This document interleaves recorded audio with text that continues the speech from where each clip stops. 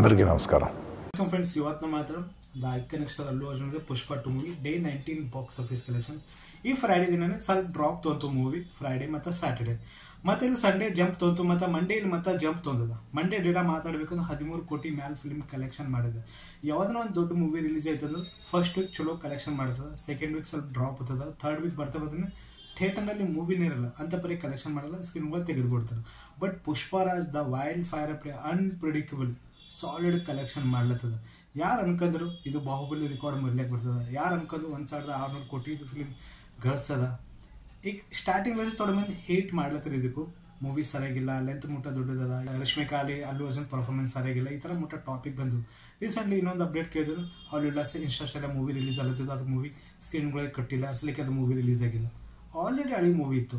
ಈ movie release ಆಗಿದ್ದ ಪೆಲ್ಲೇ 1 week time ಇತ್ತು, ಅದು ಮೂವಿ ರಿಲೀಸ್ ಆಗಬೇಕಿತ್ತು ಆಗಿನ ಟೈಮ್ನಾಗ, ಬಟ್ ರಿಲೀಸ್ ಆಗಿಲ್ಲ. ಪುಷ್ಪ ಆ್ಯಂಡ್ ಟೈಮ್ದಾಗ ರಿಲೀಸ್ ಮಾಡ್ಲತ್ತಾರೆ, ಮೂವಿ ಕಲೆಕ್ಷನ್ ರೆಕಾರ್ಡ್ ಮಾಡ್ಲತ್ತಿತ್ತು. ಮೂವಿ ಫ್ರೈಡೆ ದಿನನೇ ಬೇರೆ ಬೇರೆ ಮೂವಿಗಳು ರಿಲೀಸ್ ಆಗ, ಮುಫಾಸಾ ಲಯನ್ ಕಿಂಗ್ ಮೂವಿ ಅಲ್ಲಿ, ಮತ್ತು ಇಲ್ಲಿ ತೆಲುಗು ಇಂಡಸ್ಟ್ರಿ ಕನ್ನಡ ಅಲ್ಲಿ ಬೇರೆ ಬೇರೆ ಮೂವಿಗಳು ರಿಲೀಸ್ ಆಗಿವೆ. ಬಟ್ ಈ ಫ್ರೈಡೆ ದಿನನೇ 2 ಮೂವಿ ನಾ ಮಾತಾಡಿದೆ. UI ಮೂವಿ ಉಪ್ಪಿ ಸರ್ ಅವ್ರದ್ದು, ಮತ್ತು ನೆಕ್ಸ್ಟ್ ಒಂದು ಮಲಯಾಳಂ ಇಂಡಸ್ಟ್ರಿ ಉನ್ನಿ ಮುಕುಂದ್ ಅವ್ರದ್ದು ಮಾರ್ಕೋ ಮೂವಿ.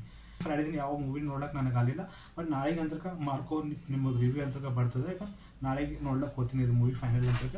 ನೆಕ್ಸ್ಟ್ ಇಲ್ಲಿ ಕ್ಲಾಶ್ ಆಗತ್ತದ ಬೇಬಿ ಜಾನ್ ಸಂಗಟೆ. ಇವತ್ತು ಬುಕಿಂಗ್ ಚಾಲು ಆಗಿದೆ, ನಾಳೆಗೆ ಮೂವಿ ರಿಲೀಸ್ ಆಗತ್ತದ.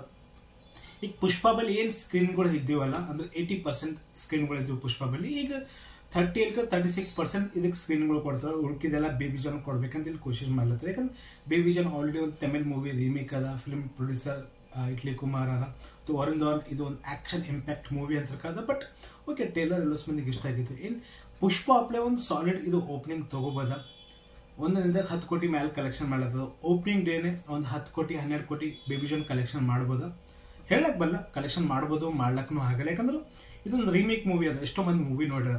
ಓಕೆನಾ, ಇದು ಒಂದು ಹೈಪ್ ಇರಬೇಕಿತ್ತು, ಬಟ್ ಅಂತ ಪರಿ ಹೈಪ್ ಅಂತ ಇಲ್ಲ. ಬಟ್ ಓಕೆ, ಒಂದು ಡಿಫ್ರೆಂಟ್ ಲುಕ್ನಾಗ ಇದು ಮೂವಿ ಎಲ್ಲೋ ಮಂದಿಗೆ ಅನ್ಸ್ಲತ್ತದ. ಒಂದು ಡಿಫ್ರೆಂಟ್ ಲುಕ್ನಾಗ ಇಲ್ಲಿ ಗ್ಯಾಂಗ್ಸ್ಟರ್ ಜಗ್ಗಿದ ಆಧಾರ.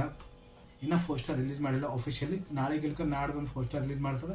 ಇದೇನು ಡೇಟಾ ಈಗ ನಾ ಮಾತಾಡೇನಲ್ಲ, 1600 ಕೋಟಿ ಡೇಟಾ ಅಂತ ರಿಲೀಸ್ ಮಾಡ್ತದೆ. ಹಿಂದಿದಾಗ 720 ಕೋಟಿ ಮ್ಯಾಲೆ ಕಲೆಕ್ಷನ್ ಮಾಡಿ ಟಾಪ್ ಲಿಸ್ಟ್ನಾಗ ಇದು ಮೂವಿ ಕುಂತದ. ಹಿಂದೆ ನಾಳೆಗೆ ಕ್ರಿಸ್ಮಸ್ ಅದ, ನಾಳೆಗೆ ಕ್ರಿಸ್ಮಸ್ ಅದ, ಮತ್ತು ಇಲ್ಲಿ ಸಾಲಿಡ್ ಓಪನಿಂಗ್ ತಗೋದು ಚಾನ್ಸ್. ಯಾಕಂದ್ರೆ ಈಗ ಹಾಲಿಡೇ ಬರ್ತದೆ, ಫ್ರೈಡೆ ಸ್ಯಾಟರ್ಡೆ ಮತ್ತು ಸಂಡೇ. ಮತ್ತು ಇಲ್ಲಿ ಮ್ಯಾಕ್ಸಿಮಮ್ ನನಗನ್ಸ ಒಂದು 100 ಕೋಟಿ ಕಲೆಕ್ಷನ್ ಮಾಡ್ಬೋದು ಈಗ 3-4 ದಿನದಾಗ. ಇದು ಪಾಯಿಂಟ್ ನನಗೆ ಅನ್ಸ್ಲತ್ತದ.